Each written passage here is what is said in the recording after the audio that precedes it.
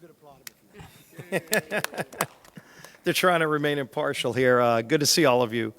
And this new House majority, in just a few months, is off to an incredibly strong start fighting for the hardworking families who have been left behind by Washington for too long. And we are just getting started. As the speaker just talked about, we wanted to come out strong, bringing a good, bold, conservative agenda to the House floor that address problems that families are facing all across America. And frankly, most of those problems that families are facing are the result of the failed policies of Joe Biden's reckless spending, radical extreme regulations, continuing to just want to appease the radical left at the expense of lower income families who are paying more for everything that they have to buy to live their lives.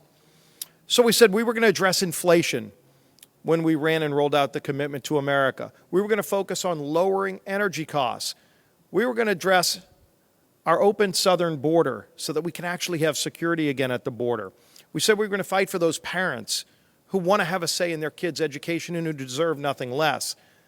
And we talked about dealing with crime all across communities in America. And on every one of those points, we've already been taking strong action.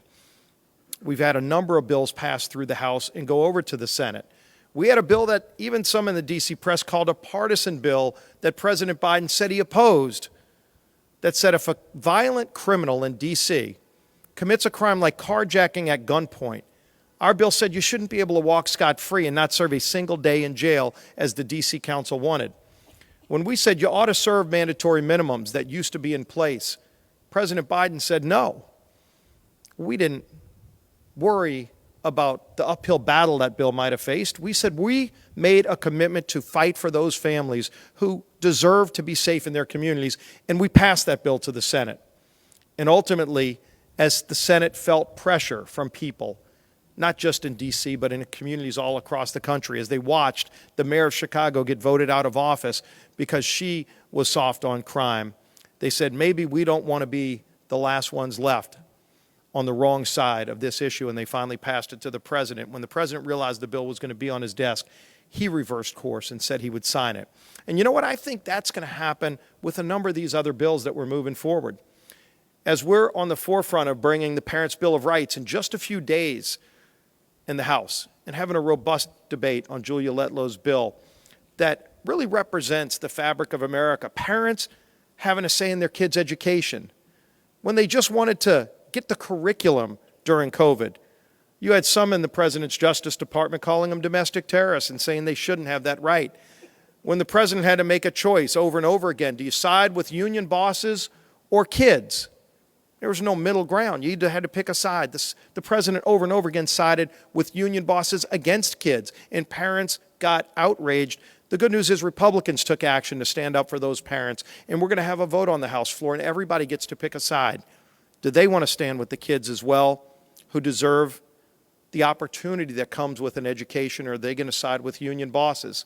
And then a week later, we're going to bring the Lower Energy Costs Act to the floor, a combination of about 20 different bills from 3 different committees, natural resources, energy and commerce, and transportation, where, again, Republicans are following through on our promises to fight for those families who are tired of paying 40% more at the pump when they fill up their car, or double digits more in their household electricity bills because of President Biden's failed agenda. And so the lower energy cost is focused on fighting for those families. I know Chuck Schumer and others in the Senate right now think that they're going to just be able to be opposed to this and that nobody's watching. Yet all those families in New York that are paying too much for their energy, I think they're going to be vocal saying, why should a senator side with Saudi Arabia sending us energy when they can get our energy from America? We do it cleaner, we do it more efficient than anywhere else in the world. So people are going to have to pick a side. And I hope they side with those families who are struggling. In fact, one of the things we have in that bill, we get rid of President Biden's $6 billion energy tax when he put a tax on natural gasoline that people are paying in their household electricity costs. That's $6 billion more in the pockets of hardworking families that's in our bill, bringing more critical minerals back from countries like China so we don't have to be dependent on China. We're going to continue fighting for those hardworking families who have been left behind too long. And then you're seeing the committees, Judiciary and Homeland Security, working on a border security package. You're seeing Financial Services and other committees working on a bill to address inflation.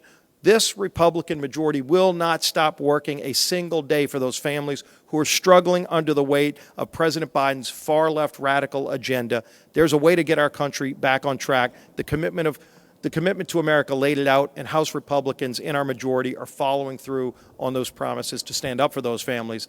And the man who counts the votes to make sure we can pass this agenda is our whip, Tom Emmer.